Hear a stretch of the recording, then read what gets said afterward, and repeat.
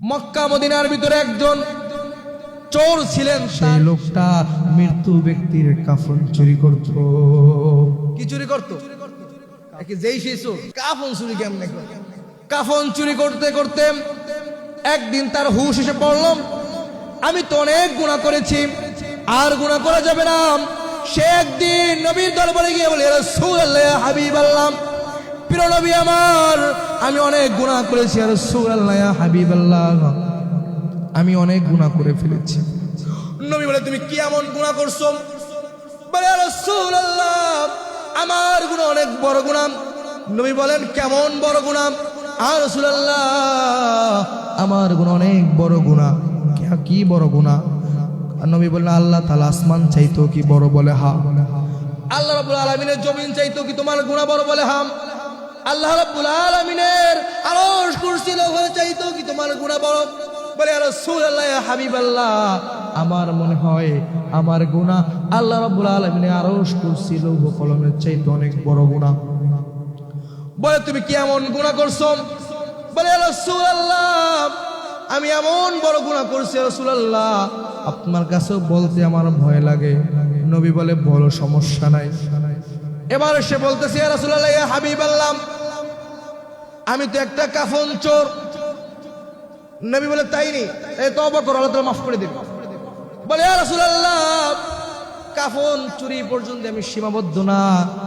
ইয়া রাসূলুল্লাহ, কাফন চুরি করতে করতে একদিন আমার সাথে এমন একটা ঘটনা ঘটে গেছে। নবী বলে, বলো বলো, কি ঘটনা ঘটছে? ইয়া রাসূলুল্লাহ ইয়া হাবিবাল্লাহ, আমি একদিন এমন গুনাহ করেছি আর নবী আমার, আমি কাফন চুরি করতে গেছি রাতের আধারে। কাপড় আমি যখন সরাইতেছি, দেখি কাপড়ের কাপড় সরাই দেখি একজন যুবতী, একজন মেয়ে, যুবতী মেয়ে। ওই মেয়ে মক্কার ভিতরে সবচেয়ে সুন্দর একটি মেয়ে। ওই মেয়ের সাথে ইয়া রাসূলুল্লাহ আমি জেনায় লিপ্ত হয়ে গেছি। বলেন নাউজুবিল্লাহ। প্রিয় ভাইয়েরা আমার, গভীর দিলের কান দিয়ে শুনেন, আপনি আর আমি হয়তো ভাই আমার তো বড় গুনাহ করি নাই, কিন্তু মনে করতেছি আল্লাহ তাআলা আমাদের মনে হয় মাফ করবে না। না না, আল্লাহ রাব্বুল আলামিন মাফ করে দিবে। এবার বলতেছি, ইয়া রাসূলুল্লাহ, আমি যুবতীর সাথে আমি জেনায় লিপ্ত হয়ে গেলাম। আল্লাহর নবী এই কথা শুনে নবীজির মুখ ফিরিয়ে নিলেন। বলে, যাও যাও। এবার জিবরাইল আমিন আসলে, ইয়া রাসূলুল্লাহ, এই যুবককে আল্লাহ রাব্বুল আলামিন, এই যুবককে আল্লাহ তাআলা ক্ষমা করে দিচ্ছে। ক্ষমা করবে, আপনি কেন তার থেকে মুখ ফিরিয়ে নিলেন? আল্লাহর এই যুবক এত কান্না কানছে। যুবক কান্না করতে করতে যুবক যখন ওই মেয়ের যুবক যখন কাপড় উঠায়া যুবক তার ওই মেয়ের সাথে জেনায় লিপ্ত হয়ে গেছে। জেনায় লিপ্ত হওয়ার পরে যুবক কবর থেকে যখন উঠবে, ওই যুবতী মেয়ের একটা গায়েবী আওয়াজ দিছে, ওরে ভাই, আমাকে দুনিয়ার জমিনে কেউ হাত দেয় নাই, আমার গায়ে কেউ হাত লাগায় নাই, আমার বিবাহ পর্যন্ত হয় নাই। তুই কোন যুবক রে? আমার বাবা মা, আমার প্রতিবেশী, আমার আত্মীয় স্বজন আমাকে পাক করিয়া কবরে রেখে গেছে, তুই আমারে কেন নাপাক কইরা দিলি? ওই যুবক বলতেছে, ইয়া রাসূলুল্লাহ, কত কাফন যে আমি চুরি করছি ইয়া রাসূলুল্লাহ, আমার মনে কোনো কষ্ট লাগে নাই। এই যুবতী যখন বলছে যে আমাকে তুই কেন নাপাক কইরা গেলি, ওই একটা কথাই আমার বারবার আমার কানের ভিতরে বাজতেছে, ইয়া রাসূলুল্লাহ, আপনি একটু আল্লাহকে বলেন, আল্লাহ তাআলা আমাকে মাফ করবে কিনা। ওই যুবক কাঁদতে কাঁদতে করে অন্ধকার জঙ্গলের ভিতরে চলে গেছে। চলে যায়, বলে, ইয়া রব্বুল আলামিন, আল্লাহ, আমি ছাড়া তোমার তো বান্দার অভাব নাই, তুমি ছাড়া তো আমার আর কেউ নাই। রব্বুল আলামিন, আমি ছাড়া তোমার বান্দা অনেক আছে, আল্লাহ, তুমি ছাড়া তো আমার আর কেউ নাই। আল্লাহ, তুমি আমারে কেন মাফ করবা না? আয় আল্লাহ, তোমার মাফ করলে তোমার কি হয় রে আল্লাহ? তোমার রহমত তো অনেক বেশি আল্লাহ, তুমি আমাকে ক্ষমা করে দাও রে আল্লাহ। ওই যুবক কাঁদতে কাঁদতে যুবকের চলের ভিতরে চোখের পানির দাগ বইরা গেছে। আল্লাহ রাব্বুল আলামিন জিব্রাইলকে পাঠিয়ে দিছে, ইয়া রাসূলুল্লাহ, ইয়া হাবিবাল্লাহ, ওই যুবককে আপনি ডাক দিয়ে আনেন। যুবক আল্লাহর কাছে তওবা করছে, আল্লাহ তাআলা যুবককে মাফ করে দিছে। 3 যুবক নওজোয়ান ভাই হাঁটতে হাঁটতে খ্রিস্টান এলাকায় গেছে। খ্রিস্টান এলাকায় যাওয়ার পরে তারা আটকে গেছে। খ্রিস্টান পাদ্রী তাদেরকে ধরে ফেলছে, বলে আসো আসো, তোমাদের পরিচয় কি? তারা বলতেছে আমরা 3 জন যুবক। 3 জন যুবক নওজোয়ান ভাই মুসলমান।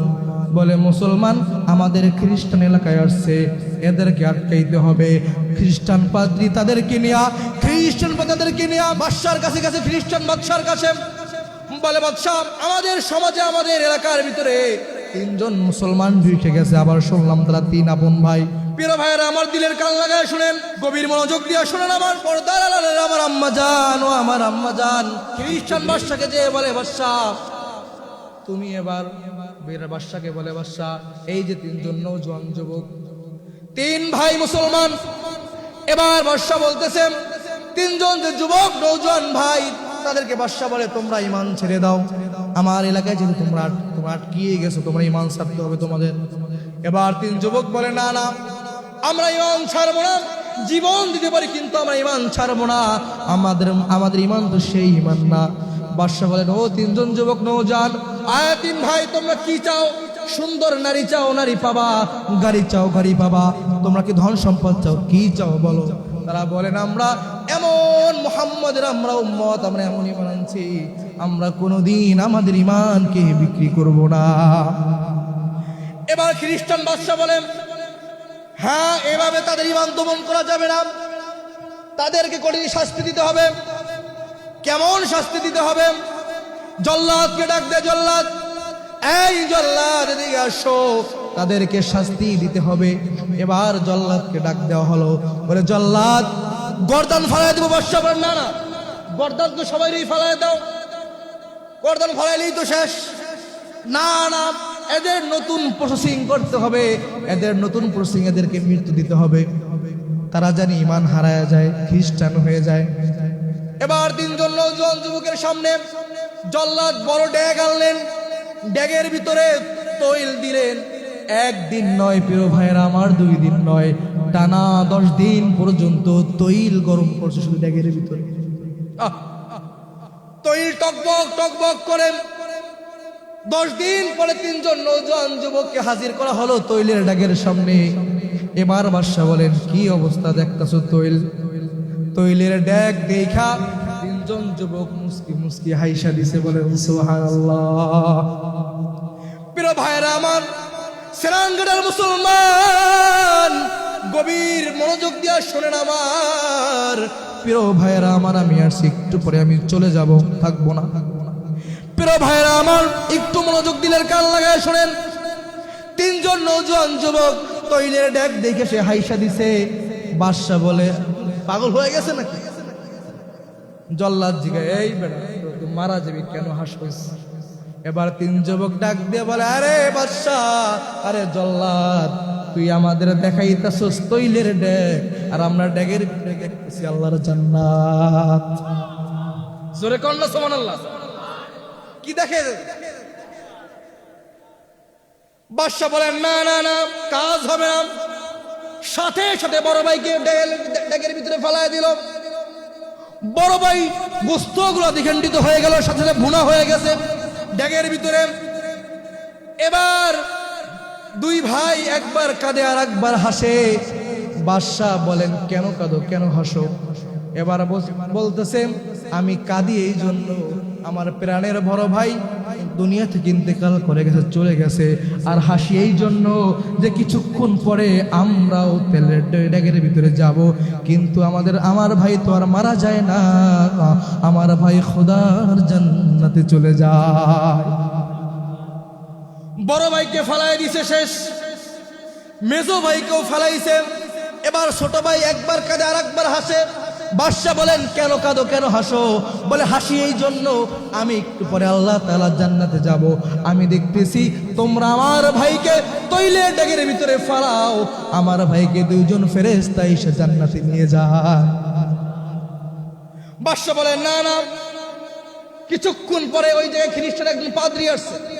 বলে বাদশাহ, এইভাবে যদি আপনি তাদেরকে মাইরা ফালান তাহলে একটা সমাজে একটা রেওয়াজ সৃষ্টি হয়ে যাবে, সবাই রে তাইলে তৈলের ডেগের ভিতরে ফালায় মারতে হবে, না না অন্য কায়দায় মারবে। বাদশাহ বলেন, কিরে পাদ্রী কেমনে মারবি? তৈলের ডেগে ফালাইলাম, এতে আর ইমান সার আবার কেমনে ইমান আর কেমনে করবি? এবার বলতেছে, আমি ইমান হারাম এক বুদ্ধি আছে। খ্রিস্টান পাদ্রী বলে, বাদশাহ আমার একটা ঘরে সুন্দরী একটা রমণী আছে, এই রমণীকে আজ পর্যন্ত রমণীর জন্য এলাকার সবাই পাগল। আমি আমার রমণীকে, আমার মেয়েকে এই যুবকের পিছনে লেলিয়ে দেব। এই যুবক যখন মেয়ের প্রেমে পড়ে যাবে তখন সে ঈমান হারা হয়ে যাবে, আমরা সফল হয়ে যাব। বলেন না নাউজুবিল্লাহ। প্রিয় ভাইরা আমার, এবার বাদশাহ চিন্তা করলেন, ঠিক আছে তাইলে তাই হোক। ওই ছোট ভাই, ছোট যুবককে, 3 নাম্বার ভাইকে বাদশাহ বলেন, খ্রিস্টান পাদ্রী শোনো, আমার অমুক মহলের ভিতরে সুন্দর একটি কামরা আছে, ওই কামরায় তাদের 2 জনকে রেখে দাও। ওই কামরা তাদের 2 জনকে রেখে দিলেন। মনোযোগ দিয়ে শোনেন। রেখে দেওয়ার পরে এবার বাদশাহ, এবার ওই যুবক ঢোকার পরে রমণী ঢুকছে। রমণী ঢোকার পরে যুবক নামাজে দাঁড়ায় গেছে, আল্লাহু আকবার বইলা বলেন সুবহানাল্লাহ। যুবকের নামাজ শেষ হয়ে গেছে। খ্রিস্টান পাদ্রীর মেয়ে বলে, এই যুবক এত অহংকার করস কেরে, হিংসা কেরে? আমার জন্য পুরো এলাকার সব যুবকরা পাগল, আর তোর কাছে আমি এসে তুই আমার কাছে একটু তাকাইয়াও দেখোস না, সুবহানাল্লাহ। এবার ওই মেয়েটা অর্ধউলঙ্গ পোশাক পরে যুবকের পাশ দিয়ে শুধু ঘোরে আর ঘোরে, আর বলে, যুবক আমার দিকে একটু তাকা। যুবক আর তাকায় না। কিছুদিন পরে পাদ্রী আসছে। পাদ্রী আসার পরে বলে, কি করছস? মেয়ে জবাব দেয়, রে বাবা তুমি কার কাছে আমাকে রেখে গেছো বাবা? তুমি কাকে তুমি ধোঁকা দিতে আমাকে বলছো বাবা? সে এমন এক রবের প্রেম করে, এমন এক রবের মোহাব্বত করে বাবা, আমি এই যুবকের সাথে থাইকা 1 দিন নয় 2 দিন নয়, প্রিয় ভাইয়েরা আমার, 40 দিন পর্যন্ত একটা সুন্দরী রমণীর সাথে একটা যুবক ছিল। এবার বলে, বাবা 40 দিন পর্যন্ত আমি এই যুবকের রুমে একত্র ছিলাম, কিন্তু বাবা আল্লাহর কসম খেয়ে বলি বাবা, আমাদের খ্রিস্টান যিশুর কসম খেলি বলি বাবা, আমার এই যুবক 1 সেকেন্ডের জন্য আমার দিকে তাকায় নাই।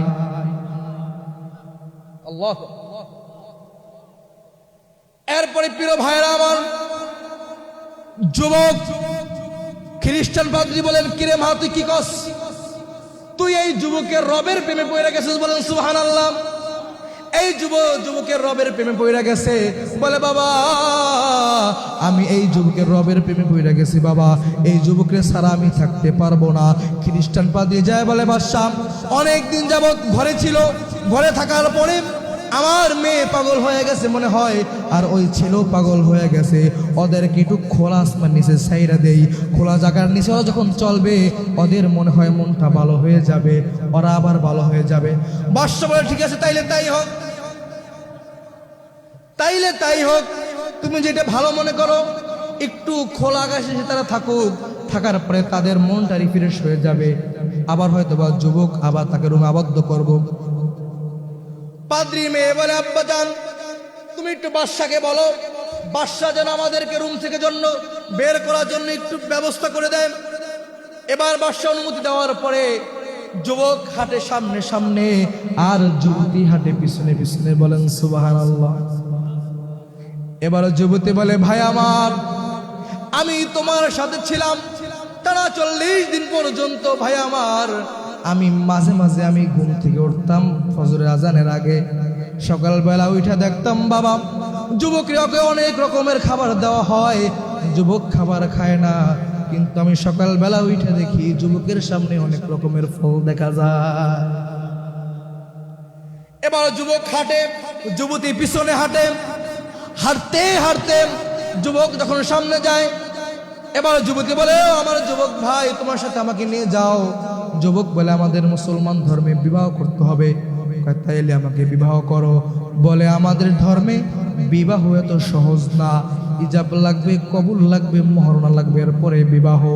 বলে তুমি আমাকে আগে তুমি কালেমা পড়ো।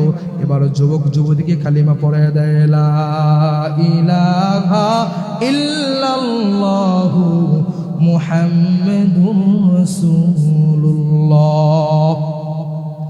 যুবক যুবতীকে কালিমা পড়ায় দিল, যুবতী মুসলমান হয়ে গেছে। বলে চলো চলো আমরা মুসলমান এলাকায় ঢুকে যাই। যুবকও হাঁটতেছে, যুবতীও হাঁটতেছে, মরুভূমির পথে তারা হাঁটাহাঁটি করতেছে। এবার যুবক যুবতী দেখে দুইজন লোক আসতেছে তাদের সামনে, দুইজন লোক সাদা পোশাক পরা। বলেন সুবহানাল্লাহ। এবার যুবক সামনে আগায়, সামনে আগায় দেখেন ওই যুবক আর কেউ নয়, তার দুই ভাই। সুবহানাল্লাহ। এই দুই ভাই ডাকের ভিতরে বুনা হয়ে গেছে, তাদেরকে খ্রিস্টান বাদশা বুনা করে দিয়েছে, মৃত্যু করে দিয়েছে। তারা আজকে হাইটা হাইটা আসতেছে। বলে ভাই আমার, তোমরা কেমনে আসলা, তোমরা না মৃত্যুবরণ করছো? বলে ছোট ভাই তুমি কি জানো না আল্লাহ রাব্বুল আলামিন কোরআনের ভিতরে বলছে, ওয়ালা তাকুলু লিমান ইউকতালু ফি সাবিলিল্লাহি আমওয়াত বাল আহইয়া ওয়ালাকিন লা তাশউরুন। শহীদরা কোনোদিন মরে না, আল্লাহ রাস্তা যারা শহীদ হয় তারা কোনোদিন মরে না। বলে এই ছোট ভাই কি জন্য আসছি জানোনি? বলে না জানি না।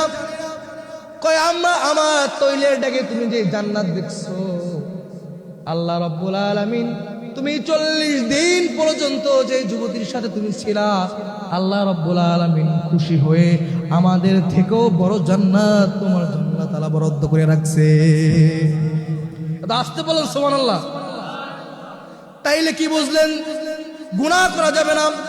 আমি ফাহিম আশরাফি আজকে যদি মারা যাই, আমার আমলের দরজা বন্ধ হয়ে যাবে, আমার আমলের দরজা বন্ধ হয়ে যাবে, আর আমল করতে পারবো না ইচ্ছা করলেন। প্রিয় ভাইয়েরা আমার, কিন্তু 3টা আমল কবরে যায়। কয়টা আমল? 1 নাম্বার হচ্ছে সদকাতুল জারিয়া।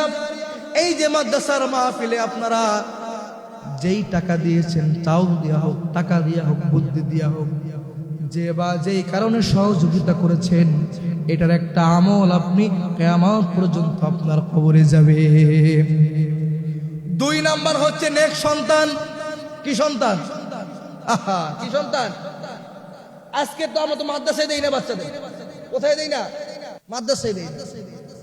আমার বাচ্চা ডাক্তার হবে, ইঞ্জিনিয়ার হবে, হন, মানা করি নাই, মানা করি নাই আল্লাহ। তবে আলহামদুলিল্লাহ বর্তমানে মাদারীপুরে আমার মাদ্রাসায় মাদারীপুরে ডাক্তার, মাদারীপুরের বর্তমান কোডের যিনি 1 নাম্বার যিনি বিচারক, তার ছেলে পড়ে আমাদের মাদ্রাসায়। র্যাব, বিডিআর, আর্মির ছেলে পড়ে আমাদের মাদ্রাসায়। এখন অনেক মানুষ মাদ্রাসায় বাচ্চাদেরকে দিচ্ছে। প্রিয় ভাইয়েরা আমার, একটা নেক সন্তান রাইখা যাবেন।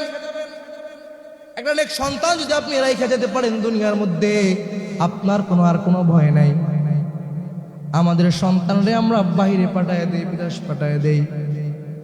আমাদের মাদারীপুরের পাঁচখোলার ভিতরে একটা জায়গার নাম আছে, ওই জায়গায় বৃদ্ধাশ্রম আছে।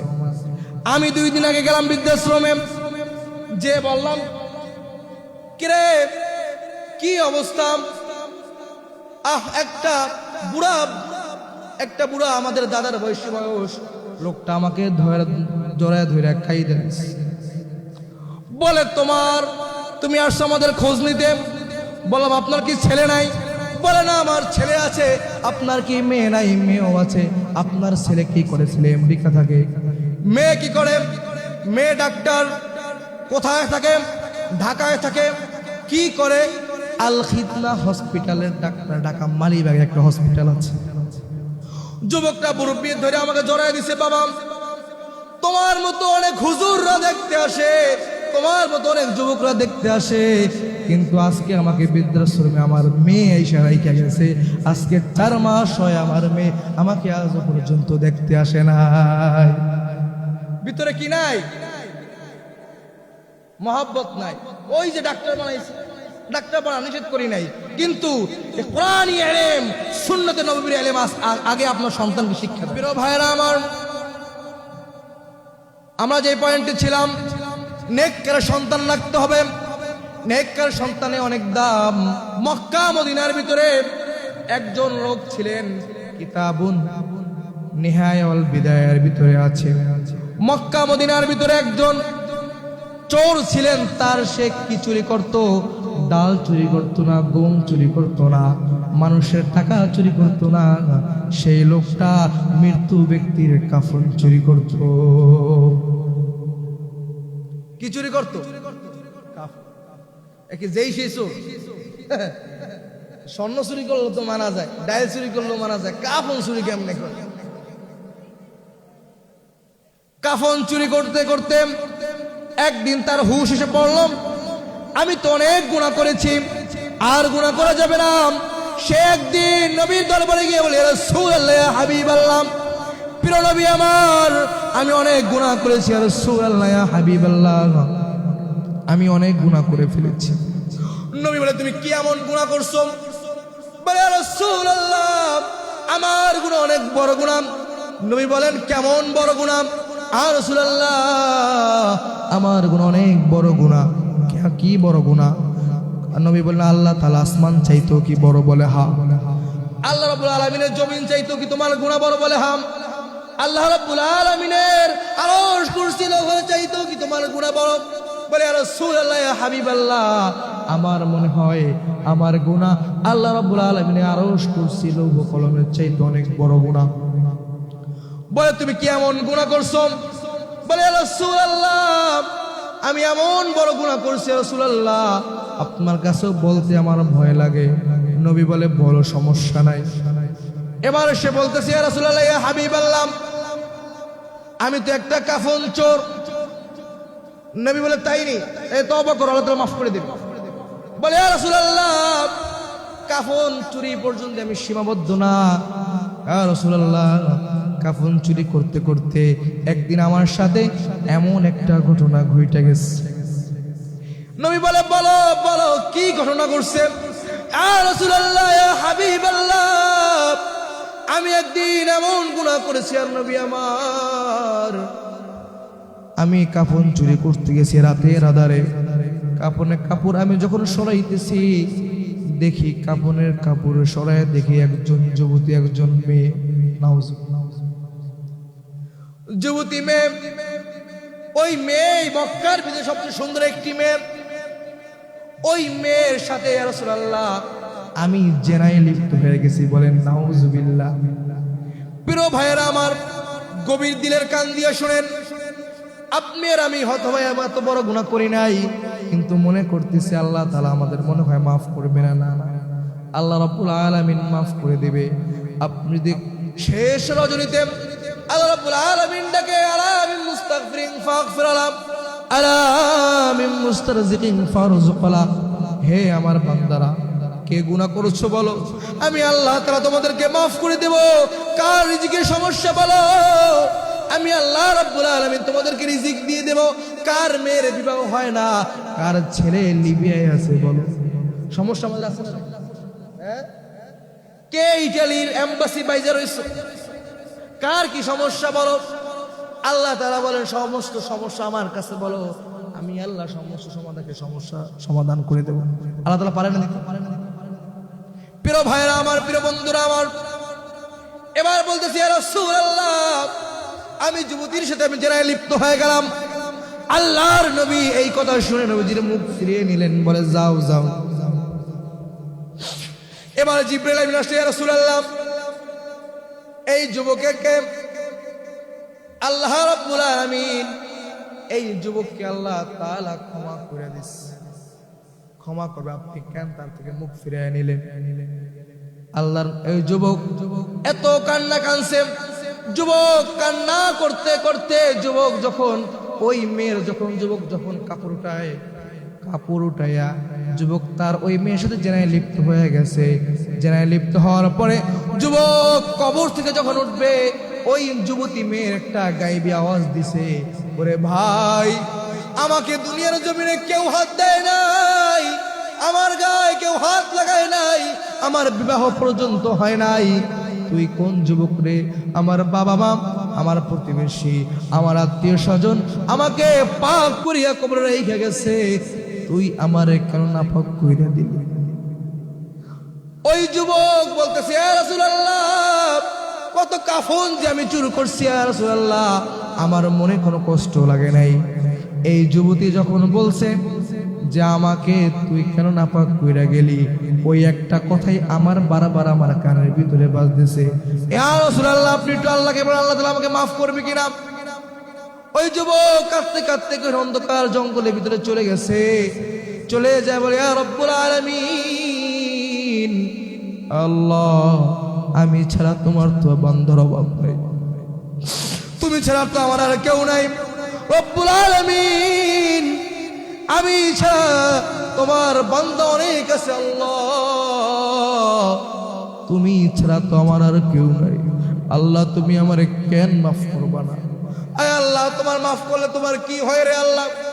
তোমার রহমত তো অনেক বেশি আল্লাহ, তুমি আমাকে ক্ষমা করে দাও রে আল্লাহ। ওই যুবক কাঁদতে কাঁদতে যুবকের চলের ভিতরে চোখের পানির দাগ বইরা গেছে। আল্লাহ রাব্বুল আলামিন জিব্রাইলকে পাঠিয়ে দিয়েছে, ইয়া রাসূলুল্লাহ, ইয়া হাবিবাল্লাহ, ওই যুবককে আপনি ডাক দিয়ে আনেন। যুবক আল্লাহর কাছে তওবা করছে, আল্লাহ তাআলা যুবককে মাফ কইরা দিয়েছে।